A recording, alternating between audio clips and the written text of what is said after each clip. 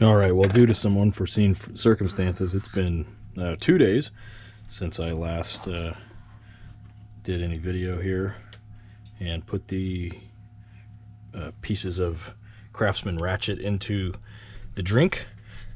But I want to start this one off with some excitement. And I'll show you today's haul. Oh, yeah. Both Ridgids here. We got a 14-inch and an 18-inch Stillson or pipe wrench, whatever you want to call it. And this antique right here, the Tremont Manufacturing Company wood handle. So we're talking, this is probably somewhere in the, well, let's see. Well, they put a date on theirs usually. Yeah, 1916. So the last video when I talked about keeping the patina, a lot of antique tool people, they like to keep the patina or whatever on the older tools. This would be one I might not do much with. Well, I'm going to think about it, because the wrenches I had that about a month or so ago, my hand tools were stolen out of my work van, and what I was using was a 10-inch and 14-inch Tremont, but with Tremo, that's what they call their tools, that I had restored. I'd actually painted it. You can kind of tell some of it's still on there. It's that Model T black, Ford Model T black, and that was the popular color of the day. But this will be a very different restoration because of the wood handle, and I think I see some splitting here. Let's open it up and see, just for fun here. Yeah, and this is bent, so I'd have to heat this and bend it back to straighten it out. And as you can see here, yeah, it's not even held on. So this has probably been glued before. Kind of looks like I can see some shiny inside there where someone has already worked on this. So this is going to take some research as far as the real age of this. This says 1916, 6/20/16, and that might just be the patent date. But it should tell us, there's plenty of websites and other information out there that should tell us, when these were made. The Tremo 10, they've got this spring in it. They're different than other Stillson wrenches, and I really like them. That's what I was using out in the field. But I went and bought Ridgid. Here's the same wrench. This one was bought about 3-4 weeks ago, and this is well, as you can tell, much older. And there's the 10. I don't have an 18, but I do have a 10 here. So I think the plan is, as far as restoration, what we'll do, we'll turn this into this, or something similar. I'll get the paint.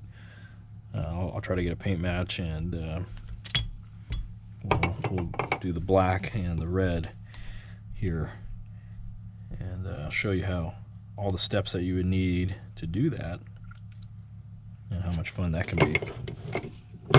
Yes, the Ridge Tool Company.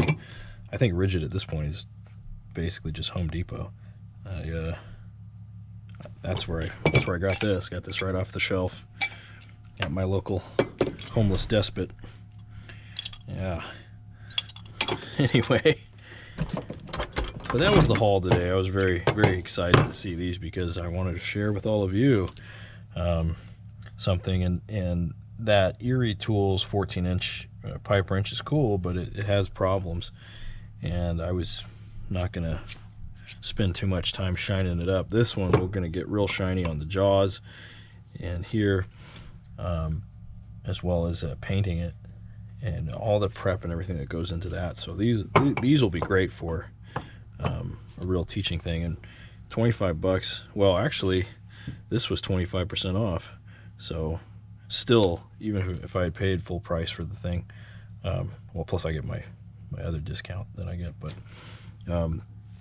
if I had paid full price for these, full Habitat for Humanity price, still be less than, you know, this 10-inch wrench costs brand new. So and they're still making them, and they still look relatively the same. I mean, there's some differences here. Obviously they've got this up here, this is, you know, the diameters are a little fatter, but then the jaws here are thinner. That's interesting.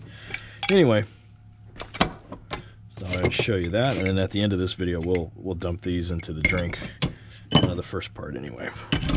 But for now, let's check on our Ratchet. It's been 2 days here in the simple green. I see a lot of floaties in there. Yuck. And so I would recommend wearing gloves. My gloves are not handy, so, you know, or else I would happily do that. Okay, here we go. Let's dig this out here. So we'll give it a good clean here. So once, I think I had talked about in the last video about using odorless mineral spirits versus simple green. Look at all that gunk that comes off. And the big difference, and I will say that odorless mineral spirits work way better than simple green. That's just a fact. And there's a reason for that. But there's a reason why we're using simple green instead of the mineral spirits. And I talked about that a little bit. The safety data sheet. So after I get all these pieces out of here, this is the aluminum piece, as we recall from last time, the shifter. And I'm just going to dab it dry because I have an air compressor handy, and we'll use that to fully dry everything. And that's, yeah, one of the, I would call one of the cons of simple green, is that you do have to, the dry time is more, because odorless mineral spirits, being a petroleum product, evaporate almost immediately. You know, any kind of thing, anything left on the surface is going to evaporate pretty quick.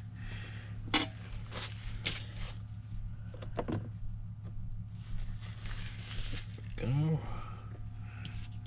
Slightly magnetized, but it's picking up a lot of crud that I have on the bench. And this work lamp is something I just recently restored. I've had this for a couple years now. I've finally found some LED bulbs and a new switch for it that I then wired in there. There's our ball bearing. Don't want to lose that. I've almost got every piece here. Oh.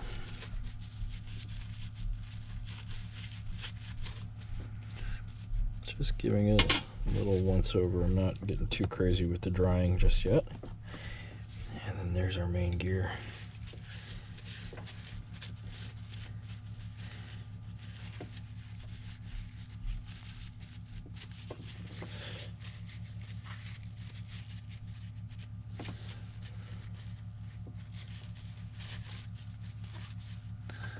Okay,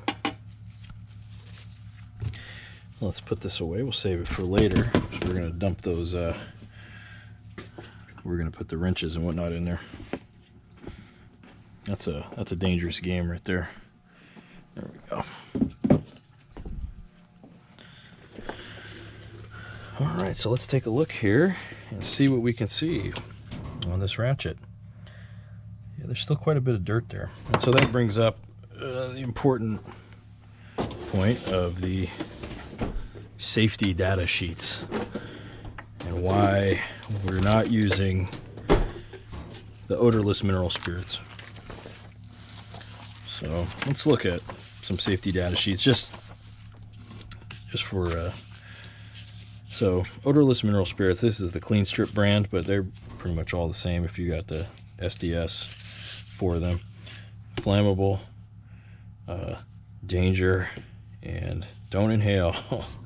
Flammable liquid and vapor, may be fatal if swallowed, and enters airways, causes skin irritation, may cause drowsiness or dizziness. Keep away from heat, keep container tightly closed, use explosion-proof electrical ventilating lighting equipment, use only non-sparking tools, etc., etc. Use only outdoors or in well-ventilated area. Avoid breathing gas, mist, vapors, and spray. Take precautionary measures against static discharge. Wear gloves, wear protective clothing, eye protection, face protection. Keep it cool. If swallowed, you are screwed. If on skin, you better wash it. If on hair or clothing, you got to take all the contaminated clothing off. Rinse the skin with water. If you inhale, remove to fresh air at rest in a position comfortable for breathing. Oh, wow. Do not induce vomiting. Okay, what's it made of? What are odorless mineral spirits made of? 100% concentration of hydro-treated light distillate petroleum mineral spirits. So, highly toxic stuff. Let's see. Inhalation can cause nervous system depression, may cause drowsiness or dizziness. I've certainly gotten dizzy from breathing in odorless mineral spirits. I've never ingested it, but it can cause central nervous system depression and maybe fatal if swallowed. Okay. And if you're dealing with odorless mineral spirits, you're going to be breathing them in. That's just the way it goes. But they work.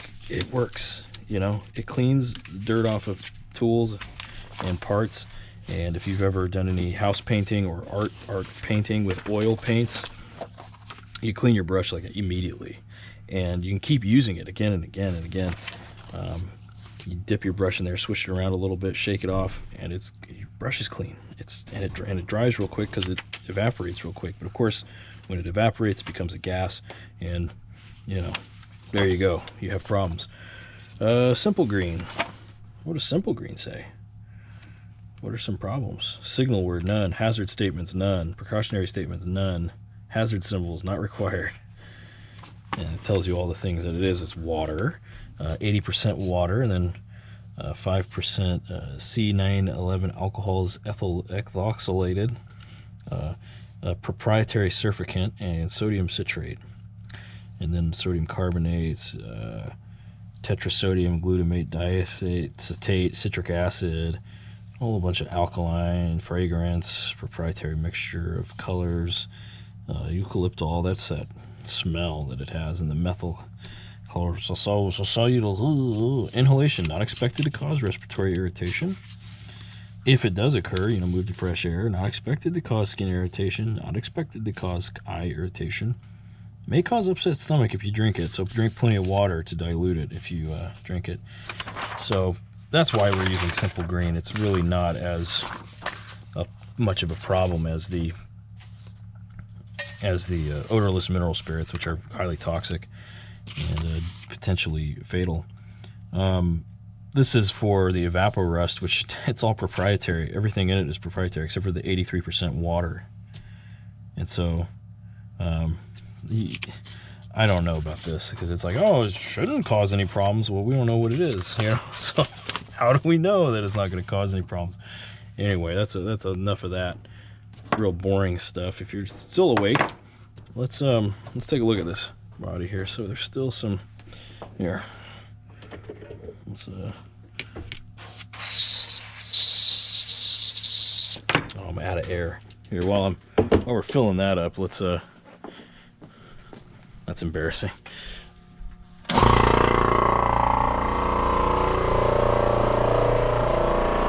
Now that wonderful sound you're hearing is the air compressor that's older than me.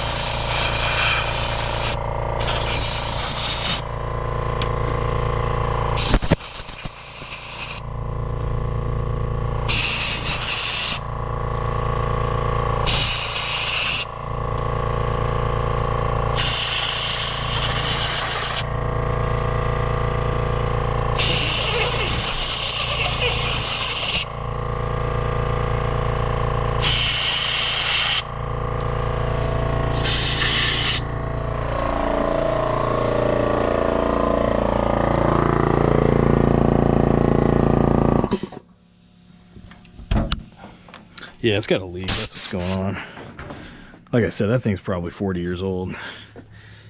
We don't want to mess with it. Anyway, oh, I'm going to need this oil over here. Don't look. Just the secret stuff back here. This is all secret. All right.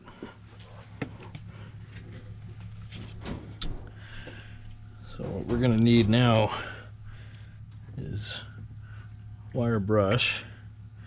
We may even take it for a little trip on the wire wheel just to make things a little easier. But here we go.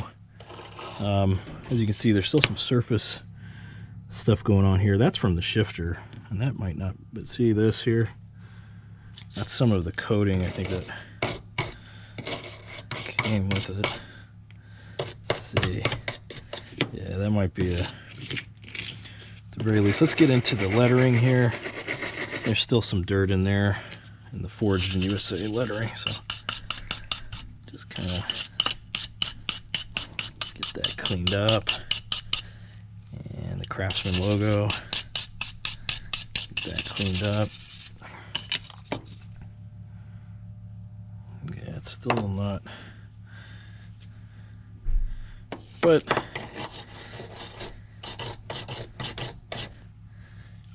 anyway, that. This is,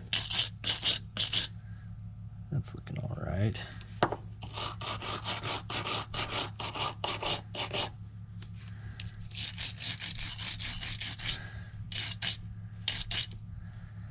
Yeah, it's left kind of a film on it. Let's press this down. There's going to be some green in there. Okay. But I'm not as concerned about that. Now this, see some of that coating. Let me get a real light sandpaper. Like, what's this? This is 1600 grit. I don't think it's going to do anything, but let's just see what it does. Just give it a little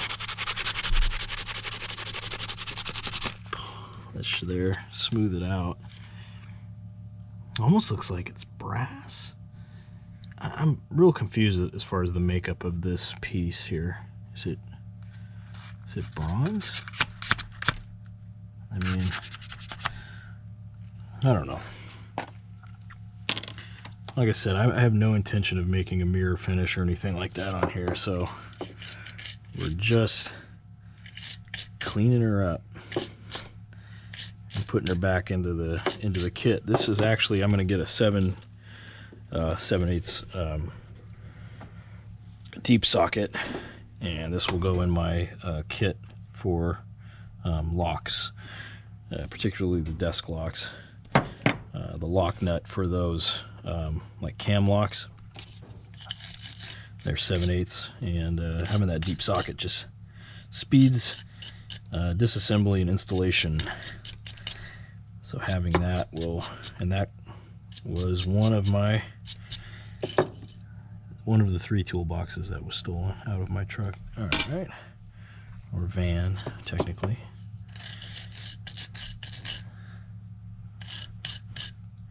Here's our shifter. This poor fellow here, this ball bearing, I think is going to get the. Let's do some 400. Just kind of roll it around.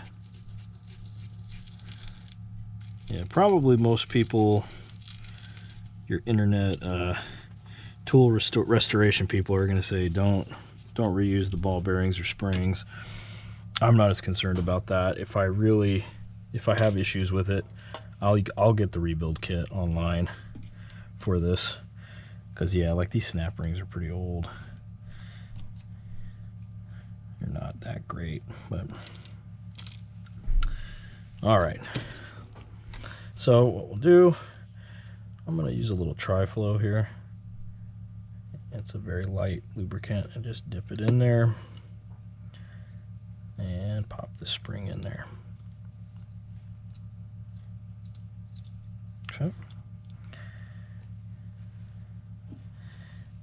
Then I'm going to drip a little more lubricant in there, Just a couple drops. We'll pop that ball bearing back in there.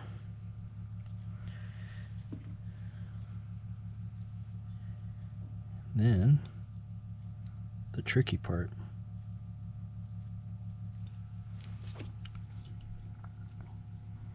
What did I used to use? I have to think back about 16 years to remember how I did this. I rebuilt one of these about a year ago.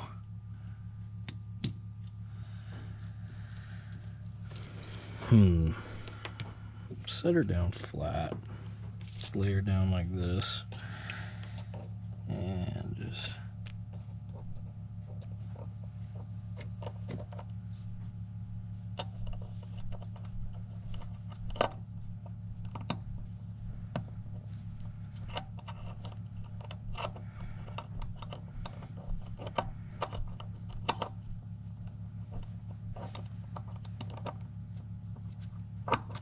that's got it.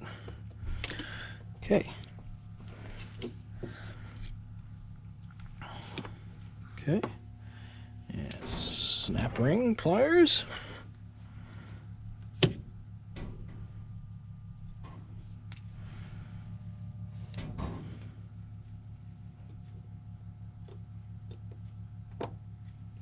Let's just make sure that it does turn.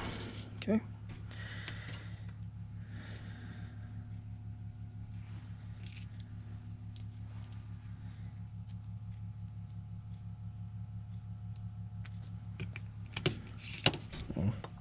This is very delicate stuff, so I'm not as talkative during this. Maybe that's why a lot of those YouTubers, they'll put on some like, kind of like cheesy, almost blues sounding music while they're like bar band rock, while they're putting stuff back together. Because I'm like, oh, eat carefully, carefully. Whereas I think the more I do this, I'll find more things to say. May even change the tone of my voice to something more entertaining.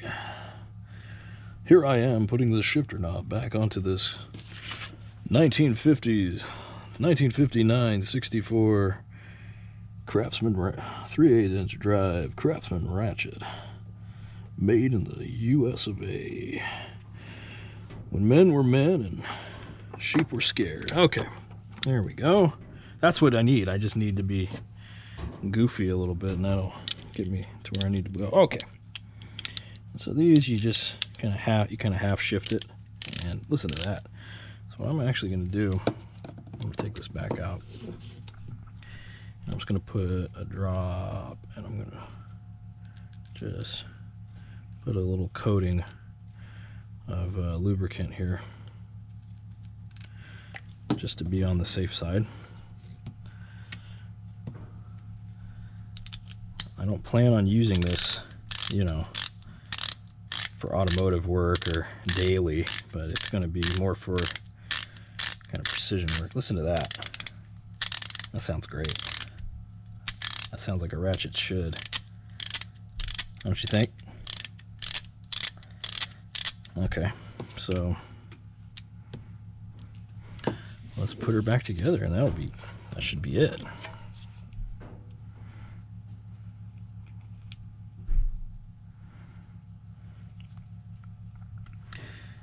Now, if we recall, the smooth end was, the dimpled end is what's facing out. Let me squeeze this with my fingers. Now, the more modern ratchets have the snap rings with the holes in them. At these, when you're using these pliers, they fit right in. And that's one of the ones that went flying on this same more modern version of this ratchet. But on this, I can kind of just do it in with my fingers. Hey, all you gotta do is squeeze with your digits, and there you go. Look at this. So, all right.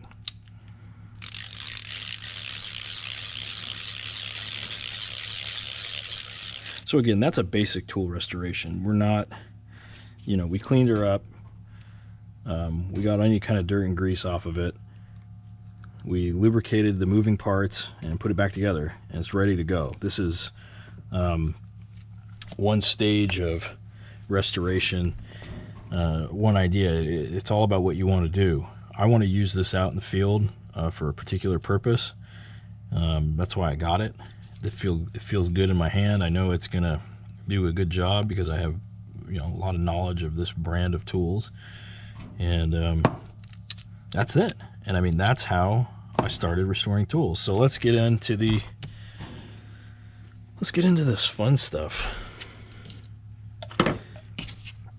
Let's have some fun. I'll put a big old tree. You guys like Bob Ross? I've been watching his teacher, Bill Alexander, who's a real nut. I actually think he was more than a nut, if you know what I mean. Anyway, we're going to reuse this potion here. And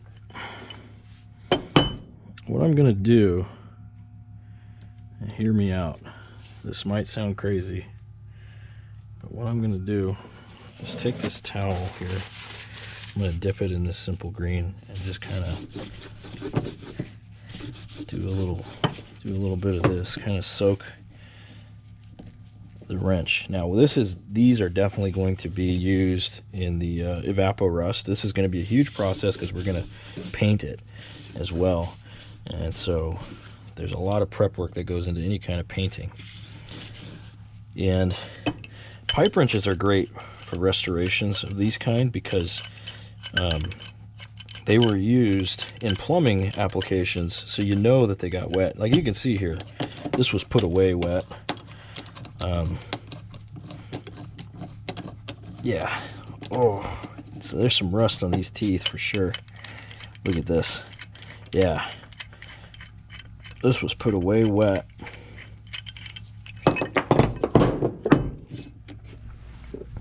We've got a whole bunch of rust in here. Look at that. Oh man. Does this say patent pinning on it? That's old school if it does. Stillson. Does it say Stillson on it? No, steel, alloy steel. Oil. Hardening. I don't know what that means. Okay, steel coil. Really, where are you? Okay.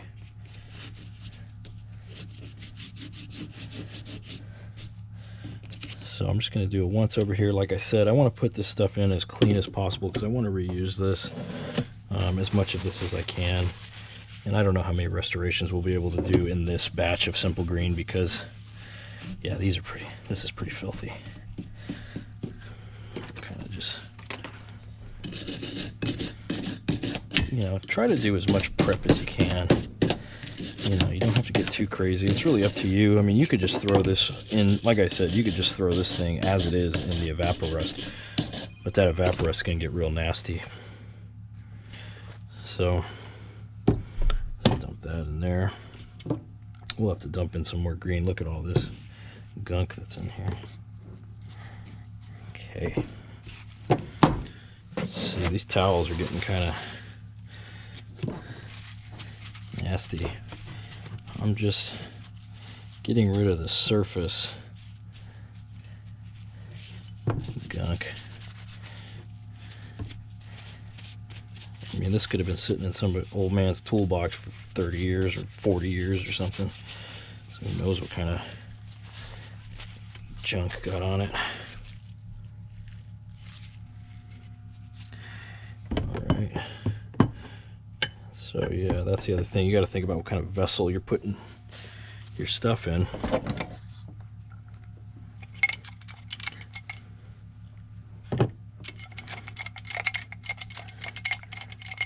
Make sure it all fits.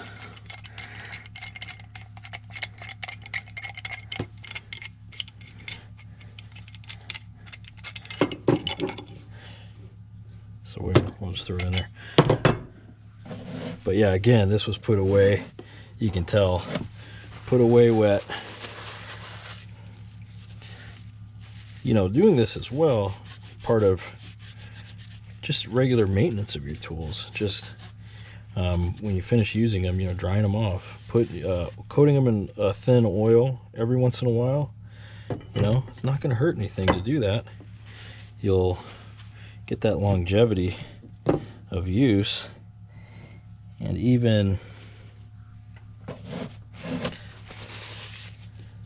you know, so you don't have to, so someone down the line doesn't have to go through all this trouble. But maybe you're a gorilla and you're just beating your stuff up because you're a big strong man. I don't know, whatever you want to do. I don't want to tell you how to live your life, but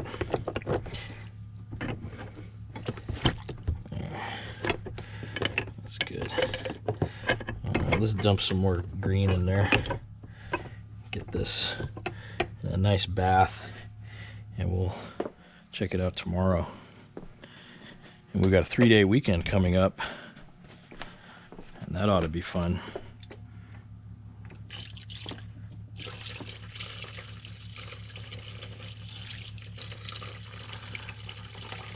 Now, because this is concentrated, I could have just added water, but I'm not going to do that. I want this to be as strong as possible. Okay, so I'm going to cap it off and hope for the best here, and we'll be back for another one of these where we begin the process. Thanks for watching.